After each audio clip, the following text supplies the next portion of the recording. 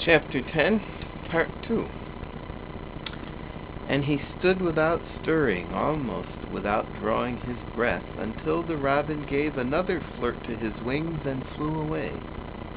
Then he stood looking at the handle of the spade as if there might be magic in it, and then he began to dig again and said nothing for several minutes. But because he kept breaking into a slow grin now and then, Mary was not afraid to talk to him. "Have you a garden of your own?" she asked. "No, I'm bachelder and lodge with Martin at the gate." "If you had one," said Mary, "what would you plant?" "Cabbage and taters and onions." "But if you wanted to make a flower garden," persisted Mary, "what would you plant?" "Bulbs and sweet-smelling things, but mostly roses." Mary's face lighted up. "Do you like roses?" she said. Then Weatherstaff rooted up a weed and threw it aside before he answered, "Well, yes, I do. I was learned that by a young lady I was gardener to. She had a lot in a place she was fond of, and she loved 'em like they was children or robins. I've seen her bend over and kiss 'em." He dragged out another weed and scowled at it. "That were as much as 10 year ago." "Where is she now?" asked Mary, much interested. "Heaven," he answered, and drove his spade deep into the soil, according to what Parson says. "What happened to the roses?" Mary asked again, more interested than ever. "They was left to themselves." Mary was becoming quite excited. "Did they quite die? Do roses quite die when they are left to themselves?" she ventured. "Well, I'd got to like 'em, and I liked her, and she liked 'em," then Weatherstaff admitted reluctantly. "Once or twice a year I'd go and work at 'em a bit, prune 'em and dig about the roots. They run wild, but they was in rich soil, so some of 'em lived. When they had no leaves and look gray and brown and dry, how can you tell whether they are dead or alive?" inquired Mary. "Wait till the spring gets at 'em. Wait till the sun shines on the rain, and the rain falls on the sunshine, and then thou'll find out." "How?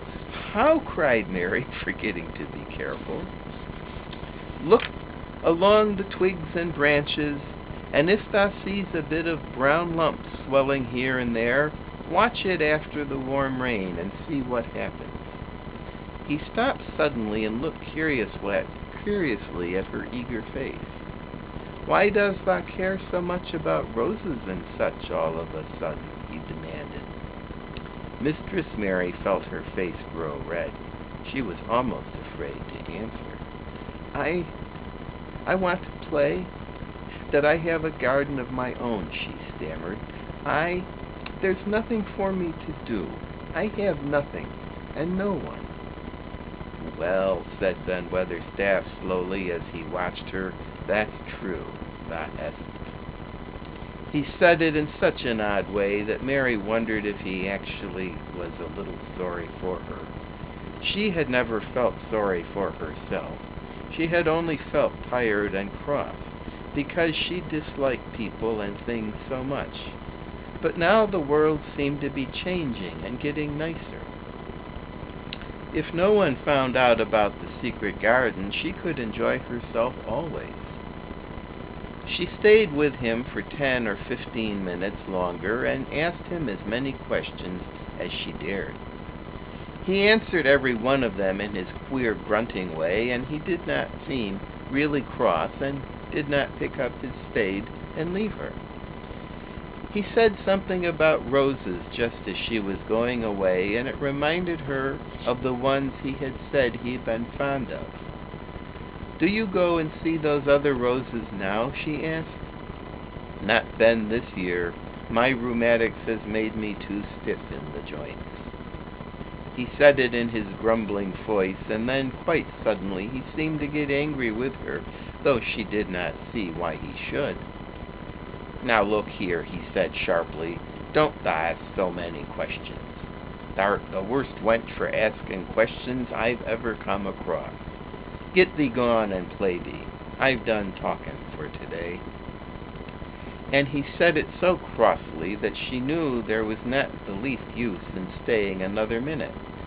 She went skipping slowly down the outside walk, thinking him over and saying to herself that, queer as it was, here was another person whom she liked in spite of his crossness. She liked old Ben Weatherstaff. Yes, she did like him.